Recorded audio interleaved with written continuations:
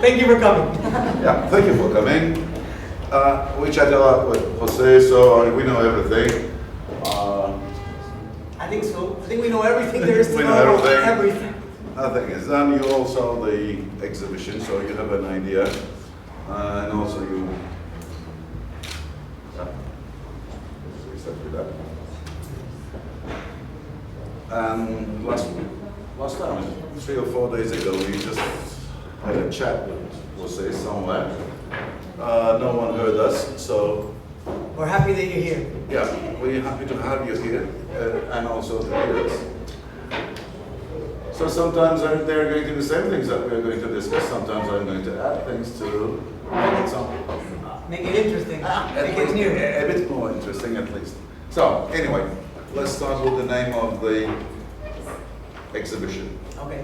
Why this is that name you choose, and just before that, as I know that it's written everywhere, but we just say in 2 sentences how long you've been in Turkey and the purpose. Okay, sounds great. Yeah.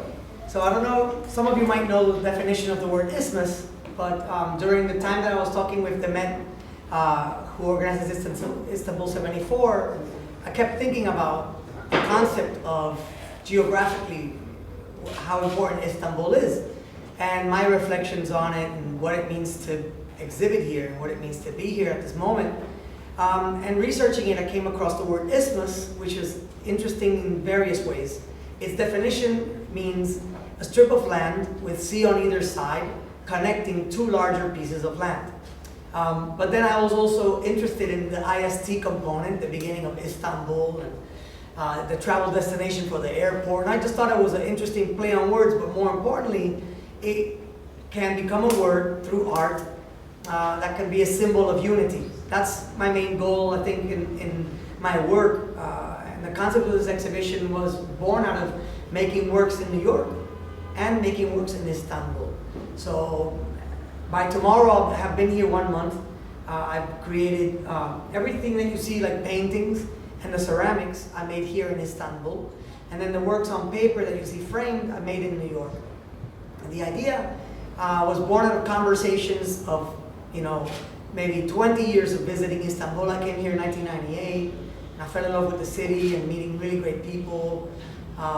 Levent Erden introduced me to the Istanbul Arts and Culture Festival, which I had the chance to show a film, Wrinkles of the City, with my friend JR, and then my other film that you're seeing here, Union of the Census, was also shown.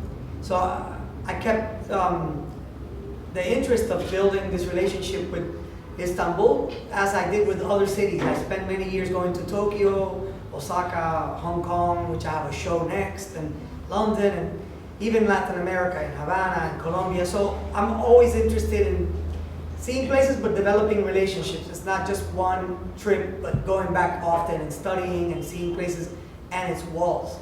So a lot of the things that you see, like this piece, are my interpretations or introspections about the walls of places. This one, for example, is Sultanahmet. There's another one called Beşiktaş or Kandili. So different areas of Istanbul are depicted in the work. So why you choose the area names? I ended up there randomly.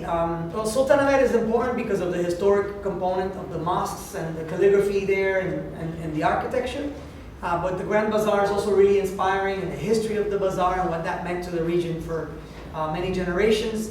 And the expansion of what that means, like how that has influenced world culture in other parts of the world, because obviously Istanbul's history, not only as a European city and an Asian city, but like one that has mixed the cultures for so long, is one of the most cosmopolitan, earliest places on the planet. So I think a lot of people don't know that, right? Like in the United States, you might not have a lot of people that would know the deeper side of what a city like Istanbul is.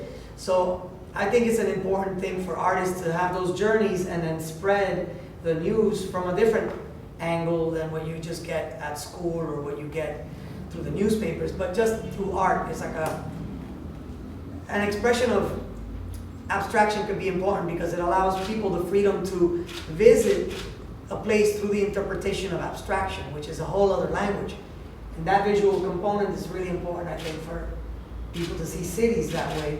And that's what I connect to. I started painting really early. At the age of 10, I'm painting on city walls without permission of the people who own those places.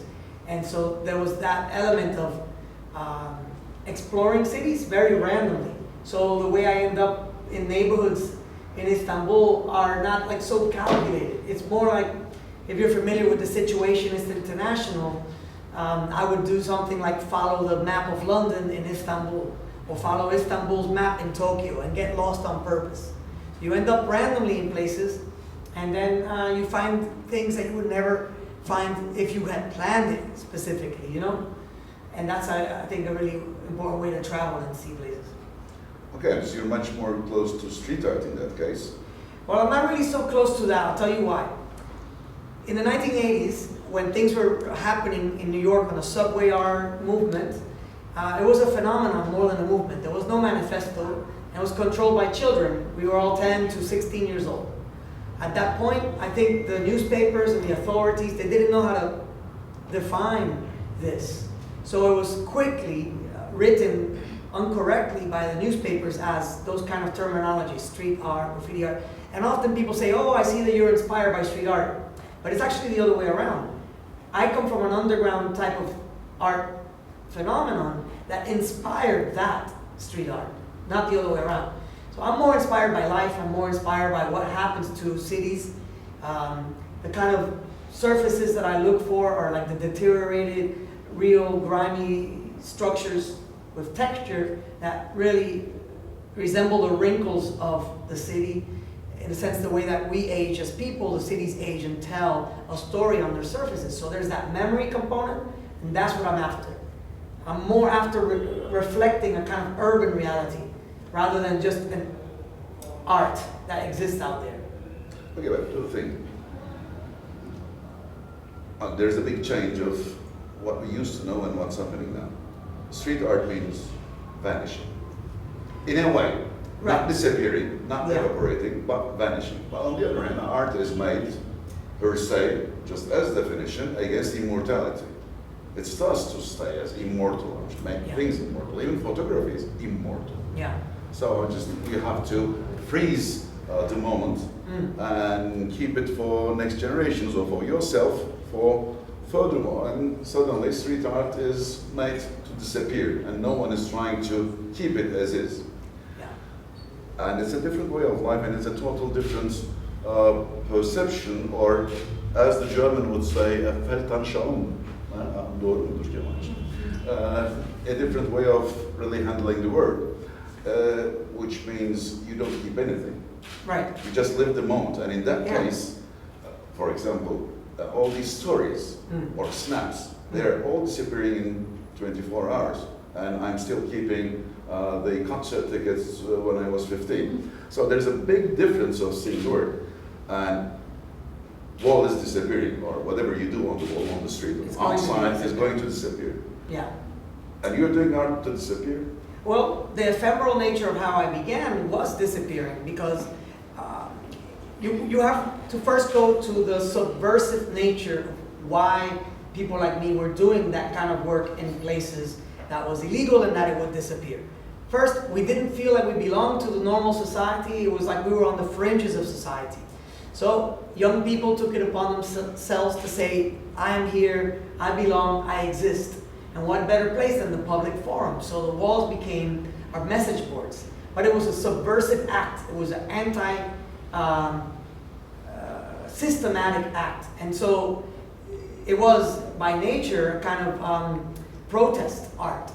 Okay? But we were well aware that it would disappear. So because of that, we took photographs. And everybody took photographs. So now there's this existing archive of all these works that were made in the 70s, 1980s, 90s. And some important photographers made their career anthropologically based on documenting a culture that was a booming explosion of culture that never happened in humanity before. Never in the history of humanity had there been an art phenomenon controlled by children that exploded like a germ from New York City, Philadelphia, Los Angeles, suddenly San Francisco, New Zealand, Japan, London. It spread throughout the world like at a time that it was like the internet, way before the technological aspect of the internet. It was like children were controlling an art movement. That had never happened before.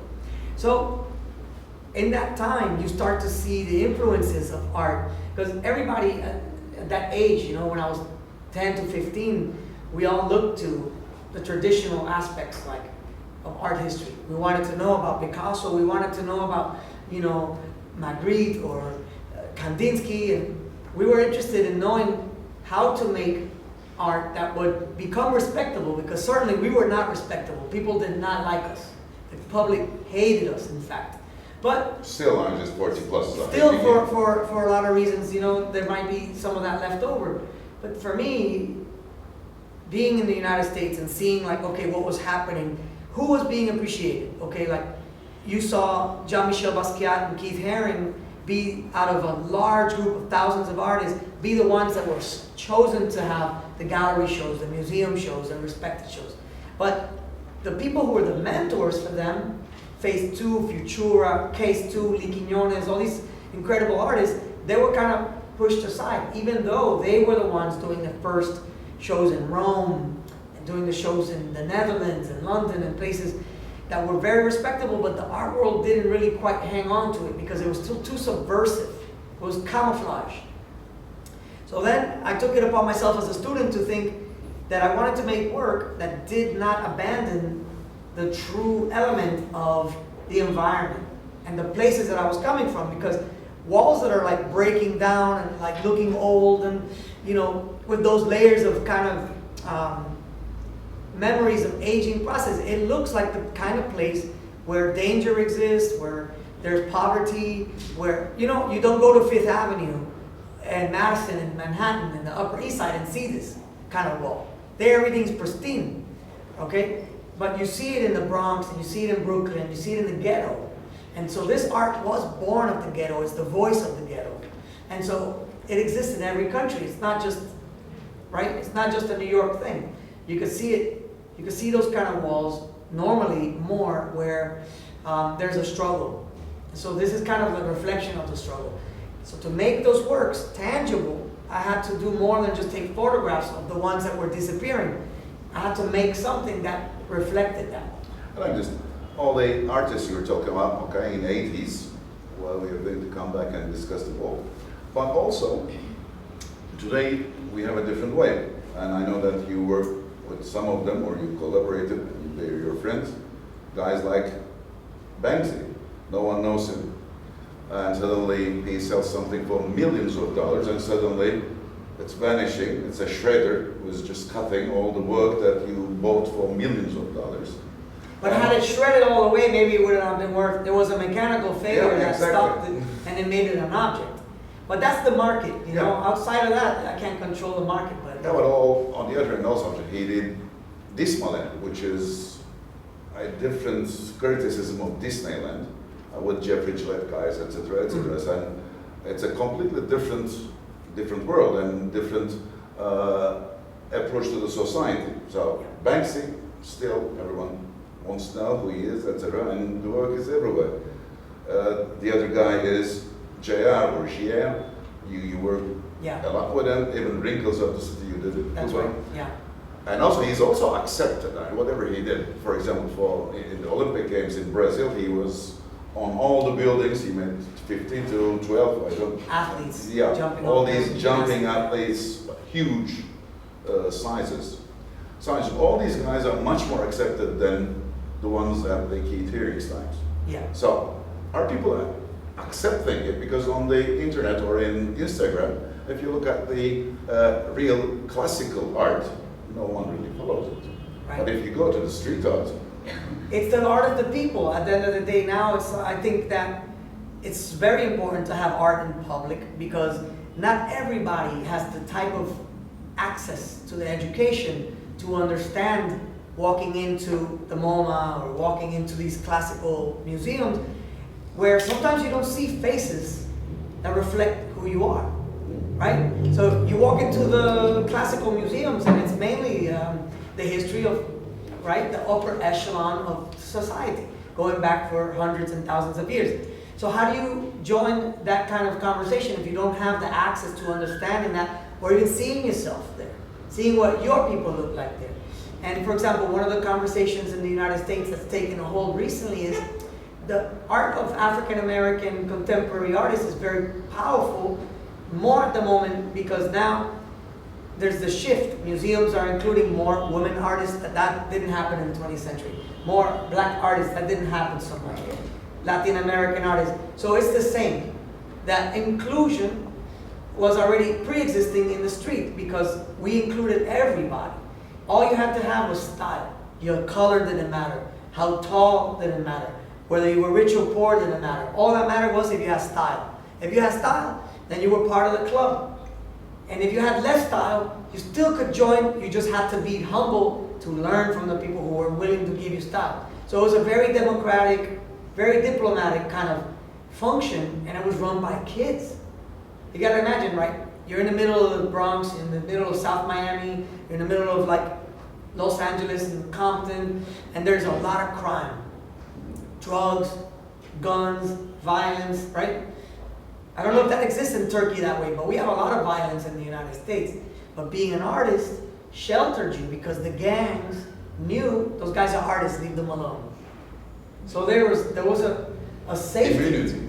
Yeah, they were like, and also gangs separated themselves with race. You have black gangs, white gangs, Hispanic gangs, so on and so forth, Chinese. But with the writers, with the artists, we were mixed race. And there were women in the team. So people looked at us and go, wow, leave them alone, you know? It was already just art uniting kids, which is so important to talk about because it's not just the visual components, but also the lifestyle, what was happening. There was the music, there was the dancing. It was all being born together. And although there's like different schools, different styles, it was joining. So when you talk about an artist like JR, being more accepted, an artist like Cause or Banksy, or even myself, coming out of something that was subversive then, we became influencers to the young generations, and that's what they want to see. They want to feel they are part of it. And so that's an important part. Okay, one more thing. All of these are done on walls. And this was created when the walls were disappearing. And now we are rebuilding walls everywhere. Well, to your point, wall is not only a physical obstacle, but also a moral obstacle. So how do you think that youth will really accept or digest the wall as it's built today? I mean, the more we change, the more we stay the same. You know, it's one of those things where you think we would learn from history, but humanity doesn't learn that fast. We're still operating on the same brain as 70,000 years ago. There's not been an evolution. We have internet, we have all kinds of light and technology, but we're the same brain. So at the same time, we thought during the falling of the Berlin Wall and the kind of ending of the Iron Curtain, we thought that was a step forward. You see that there are people that think differently. They start to build walls now with Mexico and claiming this and that about a people. Let's say, many things can be said about many people, but at the end of the day, we all know the truth. In every culture, there are good people and bad people. Makes us all the same, But when are we going to be ready to accept that and have that evolution? Real true evolution happens from one place to the next and starts to spread, and then suddenly all the world leaders can be more peaceful. I don't know. If one day walls disappear, you're not going to have any place to make your art. I think there will always be walls. There will always be walls. There will always be this conflict. There will always be this.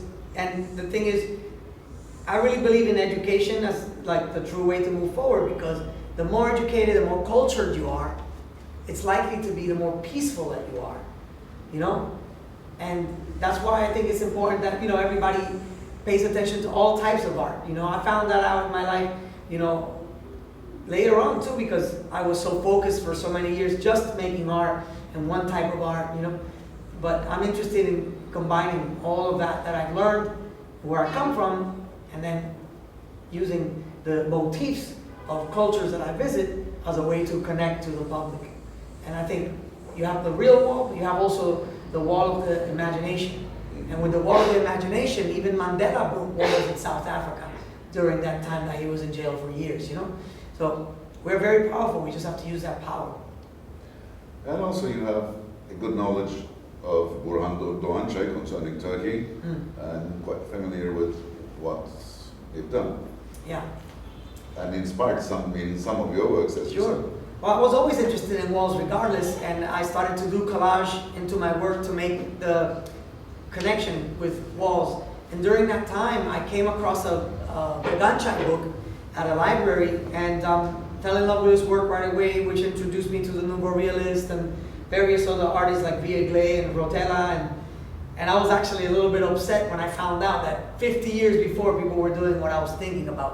But it actually gave me ammunition, because I was at that time having the conversation at my art school with teachers who didn't believe that what I was doing belonged. So when I found Doğançay and these other artists, I would bring the books to my teachers and say, you know, why didn't you tell me about this book? Why didn't you talk to me about these artists? You tried to take me to go this direction, but in fact it's been validated. And validation plays a big role in everything that you do, you know, with art, with business, anything you do. There's always somebody looking to see who validated you first, because people are afraid to make that move, you know, like, oh, I discovered, you know. So they look for validation, and I think that's part of the education process, that you have to have the ammunition to have conversations with people when you're confronted with these questions, you know. I have a very, let's say, bad experience, because I just with Doğançay were good friends, and in his very last show in Contemporary Istanbul 9 years ago, I read something. I was making an interview with the television, so I told the TV guys to set up their cameras and leave, and they set up their cameras and they leave, and I said, oh, we are going to shoot in half an hour, and we start to discuss. Nothing was open, so he told me everything, and it took an hour and a half. Then guys came back, and we made the official shooting for 5 minutes. And I think that this was the only time that he said everything, how he moved to States and what he did for a living and how he started, how he first sell things. And then the TV station moved and they lost the cassette. And it's no more existing, and this was the only copy in the world. So this is a sad story. They'll come back 50 years later, somebody will find it. Somebody will find it somewhere. Okay, on the other hand, you were talking about abstraction. Abstraction is beyond real, but we always lost the idea of real, because real, in the at least in the religious way, is unique. One thing is, and real in the post-truth era is exactly, also another element. Post-truth, and everything is post-real. We have augmented reality. Reality can be augmented, or it's virtual reality. It's like military intelligence. Those two words cannot be together. But anyway, so we have mixed reality, or even real time, as if there is unreal time. So what's abstraction? Life is abstract, post-truth area. Life is abstract, exactly, and all the things we do are abstracts of life. So they're segmented realities, and that's one of the subjects that I've been dealing with for a long time. It's how do you take memory, for example, and paint about memory and recreate something that comes from an experience that is part of your past, but is constantly changing, which makes it an evolutionary part of the present and perhaps an imagined future. So abstraction to everybody is going to be different. And that's what I think is the most important part, is that the ambiguity that it allows you to examine subjects is the best way to have a conversation, through this kind of open mind. One workshop that I was a part of recently was at Grace Farms in New York.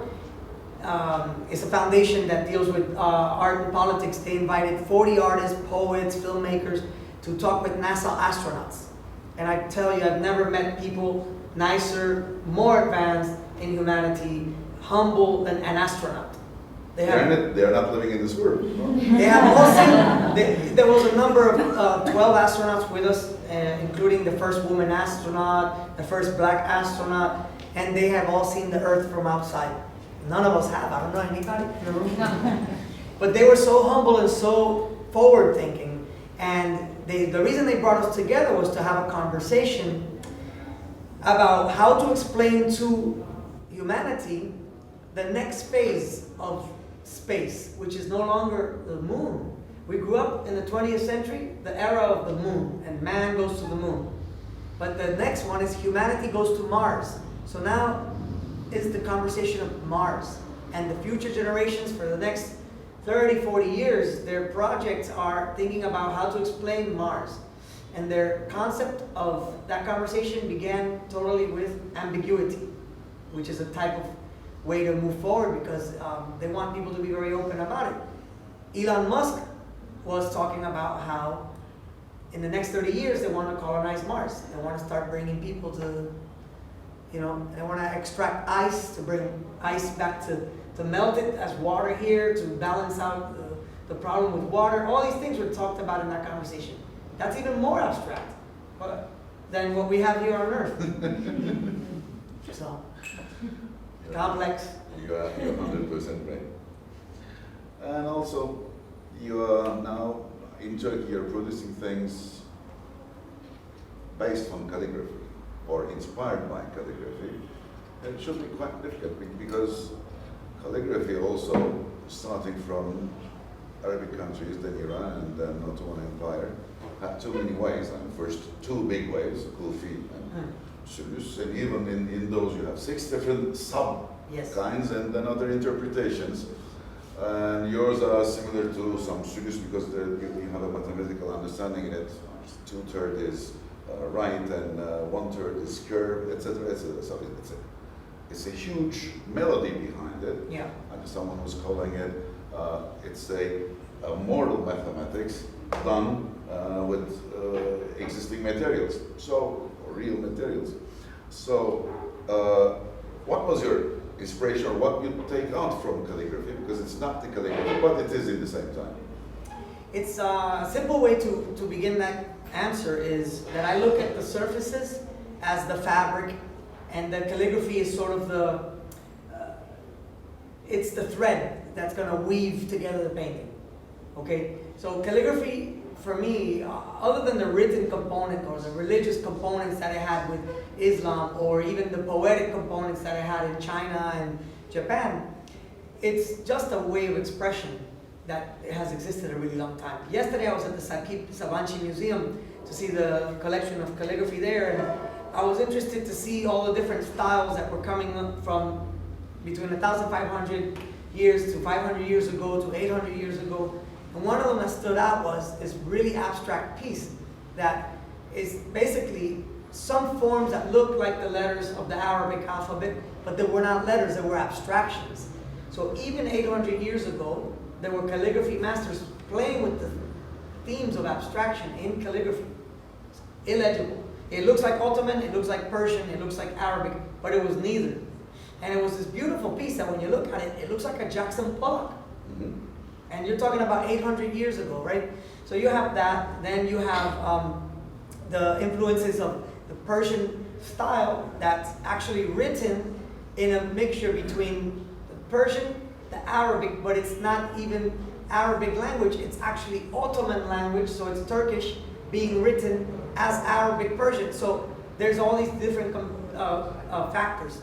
While I was being explained during the tour to see the work, there was a young lady that joined randomly who was from Egypt, who was able to read some of the Arabic, but then paused in parts of the exhibition that there were completely abstract parts of design elements that were being added to the calligraphy. And so that part is what inspires me into my work. Knowing that throughout all these generations around the world, calligraphy has also been a form of abstract expression. It's not only mathematical, it's not only religious, it's not only something to read. And in fact, the thing that makes calligraphy, as opposed to writing different, is that calligraphy literally means beautiful writing. Writing is just normal, right? But calligraphy means beautiful writing. So there is a conscious sense of making the line beautiful. It's even further. Hat means way. Yes. And it's not only the way of writing, but also the way of thinking. The way of thinking, yeah.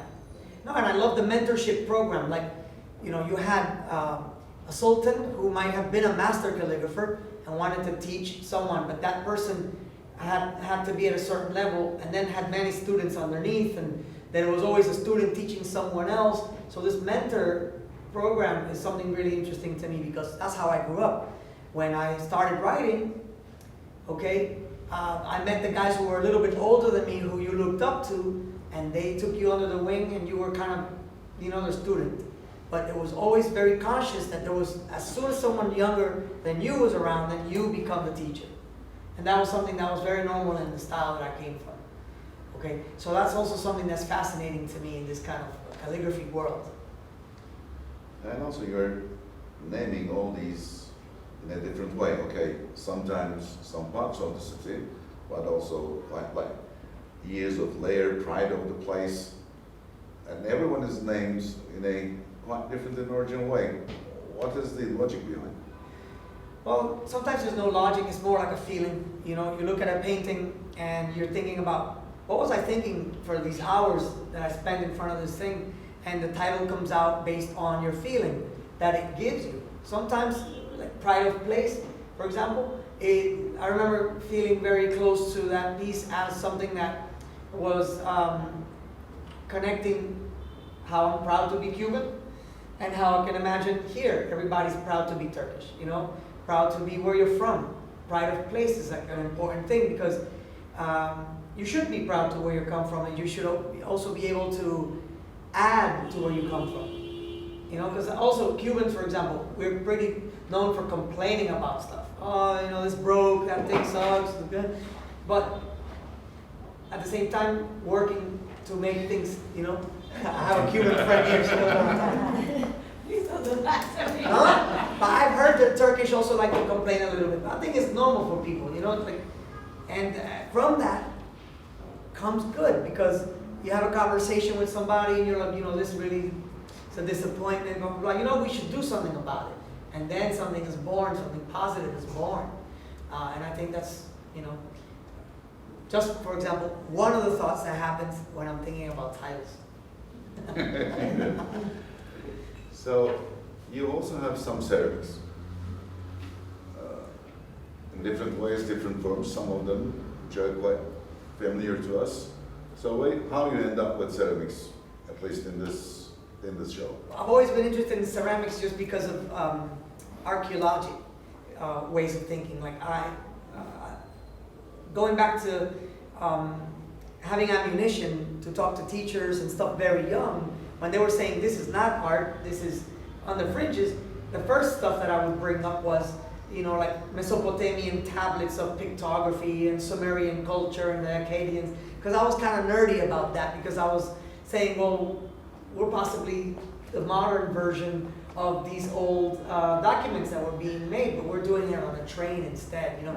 I was very like confrontational in that way, but that's what led me to think about that, and that was my interest. And the first time that I started studying ceramics was in Japan, around the year 2000. I started going to Japan, and sorry, 98, I started going to Japan. And by 2000, I met an old family, 1,500 years making ceramics in the south of Japan. And they taught me techniques of how to mold the clay and work with the clay and carving the clay. And so that was my first time working with ceramics. Then I worked with ceramics in Albisola in Italy with a studio called Ceramica San Giorgio, who had done famously the Picasso and Joseph Albers and Wilfredo Lam for ceramics and all these collaborations. So it was really exciting to work with them, also because the relationships they had to art, history, and then I worked here with a family called Gorban, who has the history of working with ceramics in Istanbul, and we developed a few experiments to see how I can do something very unique with the ceramics that had the shapes of some of the Anatolian bases and historic shapes that I also found through research, and some I saw through the Sakib Sabanci collection, and so Some of them are more modern, some of them are more based on those ideas, but the most important thing that I thought about was when making the ceramics is that I didn't want them to just be like this kind of ornament or anything to do with just putting flowers or something like that. I wanted it to feel that there was a historic sort of found object component to them. So conceptually, they're each like a painting. They're not just a ceramic. So the surface quality. And your paintings are also like ceramic. And then here I included the ceramics. But there's this mirroring between the paintings and the ceramics, because if you look closely when you have a chance at the application of clay to the surface, the clay itself is made of the same clay used to make the ceramic vase, but then we use natural pigments to mix colors into the ceramic. But we did a lot of experiments to make sure it wasn't too glossy. We made experiments to make sure it would crack in a way that would express time passing and aging and deterioration. So it's a kind of concept to make it look as if it's already an old ceramic that you might have found like in Göbekli Tepe or something, or in Antakya or somewhere. That's kind of like the ideas that I was thinking about when making them. But if you see the hand styles in it, the writing, then it always connects you back to New York City and the underground style of writing as well. So it's imagining that these are vases that were from now maybe being found 1,000 years from today at the same time. You see what I mean? Mm-hmm. They're possible future archaeological vases.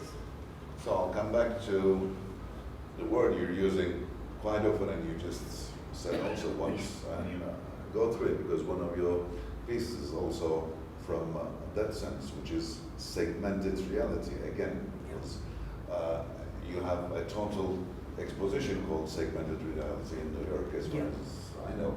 So what's segmented reality in all these? Well, segmented reality starts with a very interesting film my brother did when we were kids called An Introduction to a Segmented Reality. And we looked at ourselves, again, like we were part of the fringes of society, like we were like the unwanted, you know? And so we wanted to introduce the public to this segmented reality. And so we made this little film of a lot of illegal activities of painting on walls and trains and stuff like that. And we animated it through 8mm film. Really crazy film. One day I'll have to show it. But that always stuck with me as like a way to compartmentalize conversations. And through art, segmented reality in that project that I did in New York was specifically in 2015 when it was the 25th anniversary of the falling of the Berlin Wall, and at the same time when President Barack Obama and Raul Castro had decided secretly to have first official conversations between Cuba and the United States since 60 years. So it was like a moment of hope, just like when the Berlin Wall fell was a moment of hope equally around the world. But the Cuban people, we thought communism's coming to an end or something, you know, or there's some change, you know. But 25 years later, not much had changed in Cuba, but here came a little breath of hope with this new conversation, official conversation. The two new embassies were opening again since 60 years. So the exhibition became a kind of commentary on this positioning of history. And I created paintings that looked like walls, and that was the first series that I created, sculptures of walls, like the ones that you see down, like the one big one downstairs. So that's the concept behind that, was a kind of way to see these sculptures as intersections in places and time. So one sculpture could be Miami, Florida, 1986, frozen as a time capsule. Pera, Istanbul, 2013, time capsule. The Bronx, New York, 1976. So that's the titles of these pieces. They were like these imagined, segmented realities of places and extracted times. So you're performing in too many cities, you're visiting, you're making your art, and I feel that there's always a rhythm behind. What's the music behind? What's your music while you're creating all these? Because there is. There's a lot of music. I mean, I was painting here to a lot of music in Istanbul, and one of the main things that I see as the foundation of music, someone of Cuban descent, is rumba. And rumba music is the roots of what later became known as salsa and those kind of rhythms. But rumba has a lot of roots, first from Africa with the drums, but also from the Spanish rumba, which is the kind of gypsy folkloric singing that also has deep roots with this area of the world and further into Syria, Middle Eastern countries. So it all ends up in Cuba through slavery, through immigration, through the kind of melting pot that Cuba became. And one of the groups that I love the most is called Los Muñequitos de Matanzas. Matanzas is a town in Cuba, on the northern coast, about an hour east of Havana, and muñequitos means the cartoons. So they're like these cartoon characters, incredible ensemble of drummers and singers with a really deep African rooted sound. And a lot of that you can see inspires a lot of the other music that came out of the Caribbean. But during this trip I also was introduced to a lot of music, Turkish music. I was a long fan for years of Selda Baycan. One of the paintings is titled Yaz Gazeteci Yaz, which I really love. And then I was introduced by Alvan Eseli, a really dear friend, some new music like Uchurel from the 70s, really crazy stuff, like psychedelic, like Turkish rock, and like Cem Karaca, I think is how you pronounce it, and Erkin Koray, and like, so I was playing like Cuban music, Turkish music, hip hop, all that stuff. As a rhythm, it comes from dancing, because I grew up dancing. So I paint sort of like a dancer. When you say dancing, tell me what kind of dancing? Like break dancing. Yeah. And he's good. Yeah, why I acted? Because you started, whatever you do, you start in 80s. 80s also is the legitimation of the street. Yeah. And breakdance was also not accepted at all by the society, and it was only in Los Angeles Olympic Games that thousands of breakdancers were accepted in the street and broadcasted to billions. Well, an interesting thing, a lot of people associate breakdancing to the 1980s because that's when it became popularized. But legitimized. Not popularized, but popularized on some level because of television. But, you know, it actually started in 1968. It's quite old. The original breakdancers that I know, like a guy named Chino Malo and Crazy Legs and all these guys that were coming out of Washington Heights, the Bronx, River Projects, they were doing this stuff in 1968, and it was coming out of various styles. They were coming out of mambo, capoeira, bomba from Puerto Rico. So there were all these dances from different areas of the world that also had a melting pot of influences to each other. And then it was born in New York. Soul and funk, you know, like James Brown was an influence to the dancers. So between 68 and 82, it laid kind of underground as an art form. But then, you know, some of the earliest times that it end up in Broadway or at the Lincoln Center, it was because some ballet dancers were interested in, they saw somebody in the subway station dancing, and they said, wow, you know, come and dance with the ballet. And so they were trying to experiment with street, you know, so-called low culture and so-called high culture. And so that was like, I think, the beginning of this fundamental breakdown of what's high and low. That's another part of the conversation. Even Alvin Alley Theater was, and all the ballet guys were in. Yeah. Even Alvin Alley stage one like that. Yeah, yeah. So, super interesting. It's like an expansion of so many things that happen. It's like, when you have conversations in art, a lot of people just try to like flatten things out and be like, here's the linear explanation. But it's not linear at all. There's so many components that are happening for every artist. And certainly for what I believe in and what I think is, you know, I'm like all over the place, ping pong, you know, with work. So in fact, you're talking, your art is on layers. And you also have layers, City has layers, but also your way of doing art is in layers, including music, tiles, ceramics, design, whatever you call. So I mean, so we can no more big lines in between type of art, and is it stupid to really segregate the arts now? This is Yeah, the that segregation of arts is over, is dead. It's been over, I mean, for a really long time, but certainly now because, you know, you can make installations, films, photographs, paintings, sculpture, everything. And what really matters is that it's good. If it's trash, then you got a problem. But it's the discipline is where I think you have the most freedom and avenues to reach people. And if at the end of the day what we're trying to do is create language to reach people, then whatever's available, use it. in a post-truth era. In any era, post-truth. The next thing we're going to have is truth. Maybe intensive truth. Intensive truth, extra truth. Most truth. Yours or mine?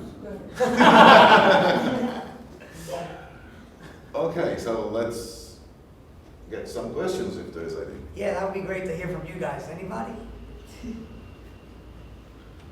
It's always like penguins, you know, that they gather in next to the water. They push each other, they're one who is in the water. Don't be Nothing shy. happens, Who's going to start everybody something? in. We want to talk with you guys. I have two. Okay. One, I'd like to hear you speak a little bit about movement in your work. I mean, we talked about dance and break dance, but in some of the things I've read, it talks about how, you know, your movement is really important, and there are photos of you kind of jumping down from a ladder and. Yeah. Well, a lot of those things happen at first just really spontaneously. The way that, if you're doing calligraphy on a piece of paper, you have all this movement to your wrist, and the way you hold the pen is important. But if you're doing it at that scale and larger scale, then you have to use your body. And if you want a line to flow in a certain eloquent way, to have flourishing and motion, then you have to incorporate dance somehow into it. And to answer your question even better, how do you scale up from something on a piece of paper to something like a wall? To scale it up, you require a lot of practice. And I got a lot of practice as a young kid because we would take sketches that were folded up in your pocket, bag full of paint, and in super dark, you would unfold it and you would look at your sketch and you would make it big. And to get it right, you didn't get it right at first. Also, it was dark. So we practiced at night. Shit, oh man. Let me change colors because I messed that one up, you know? So you got that, and then when you would do it, you would extend the line. So you were now using your whole arm. And if you needed to go from here to there, okay, but it was longer than what your arm could do, you have to calculate a jump on the top of a subway train and jump while the spray is still moving and land without hurting yourself, because there was like electrical stuff and so we got a lot of practice in an environment that was totally dangerous and unfriendly. So then it's just so much easier in the studio, But that's something that, like, jumping from ladders and things like that has definitely given me some back problems, but it's still incorporating the kind of your eyesight and movement to the line. It's something that just you acquired over a period of time. Unless there's someone else, I have another one. Oh yeah, second question. Yeah, and then I just thought it'd be interesting to hear your thoughts a bit on, you used to work with the writing crews in Miami, and now you're working still very inspired by cities, but really like in a gallery setting. So I just wonder what your thoughts on, like, is there a struggle associated with that? Are there things you miss with being more, I don't know, with different crews in the city, and now you're working a little bit more in like the white cube setting? No, I mean, look, Did it happen organically? yeah, that's a great question. Organic? It's a super good question, because I've thought about this a lot. Like, if you guys are not familiar with what she's talking about, when you're coming up in the writing culture, you have crews. And the reason that crews are necessary is because you cannot do a whole train by yourself unless you're Superman. But, you have like 5 or 6 guys together, and you plan out, like, you're going to do 1 or 2 trains, or you're going to do a big wall, and you got to do it before the police come, right? So you need proper collaboration. And you got, like, okay, you take care of the lettering. You take care of the caricatures. We do the background. You do the highlights. So it's like a little production. So a crew functioned like a collaborative effort. And that was how it was. And the crew always had a leader. And the leader would tell you, you know, you gotta go and take the paint from there, you gotta get, you know, there was always like a producer in the crew, you know? So if I miss it, it's because it's so nostalgic. It was something that was like, that will never happen again the way it was, unless I'm willing to go and live that lifestyle again, which is, you know, quite complex because everything's changed, you know? Now in New York, if they catch you in the trains, it's like a terrorism act, you know? It's no longer just painting on the thing, you know? But in the gallery component and in the kind of educational component that I received through school, I remember my professor said that the way of the future was collaboration. And he said that to me after years that I had been collaborating with groups of crews. And I was like, I love it. It's true. It's collaboration is the way of the future. So I think even that has taught me a lot in working with galleries, museums, and institutions because you work with large teams. And that's collaborative. You know, working with Levent and Istanbul 74, you could say that that's our crew, you know? That's our crew right now. And it's not the same as painting in the city, but it's similar because we're running around Istanbul, let's go find some fabric, let's go to do the ceramics, you know, let's take the boat to go across the town and do this. So you're rushing around figuring out where we're gonna get the paint, where we're gonna get this, we need lights, we need to get the carpenter. So you had all these components to produce a show is like a crew, but of today's, you know, style, you know? And Equally dynamic. Equally dynamic and sophisticated at the same time, you know? She's part of it. I know she's part of the crew. Okay, so why so big? Because generally, on Eastern countries or Iron Curtain countries, yes, they were used to have big artworks. None of the Western parts had this. Well, the WPA came out of New York, the United States, and that was a collaborative effort that inspired the Russians, actually. So it's interesting. So it's now, things are getting bigger and bigger. Yeah. Even you have 5 to 30 meter things, etc. So Yeah. why is it so? And is it beautiful? You know, I just hope it never ends, really. You know, I just think there's always going to be some component of those kind of collaborative efforts. I mean, look, to go back to talk about walls. There's so much art being made right now about the concept of walls. Mm-hmm. One of the most interesting things that I saw was there's a design group that, you know what the seesaw is for the kids? They did a seesaw across the Mexican border. Mm-hmm, yeah. So that's incredible, you know? Even pink. In pink. And JR did, he did a little boy over the Mexican border peeking over. And he took it further. He did a lunch that people could pass food through the border and share food and, like, you know, there's so much going on with that subject, you know, and so it takes collaboration because you got to convince, you know, the locality of one side and the other to come together for a project. So Even with times, because Jerry also collaborated with Agnes Varda. with Agnes Varda. And this was also a time because she's from 68. Yeah. So it's also a collaboration of 2 different lapses of time. Yeah, no, exactly. I know there's got to be another question in there somewhere. Somebody? So this was so good that they were.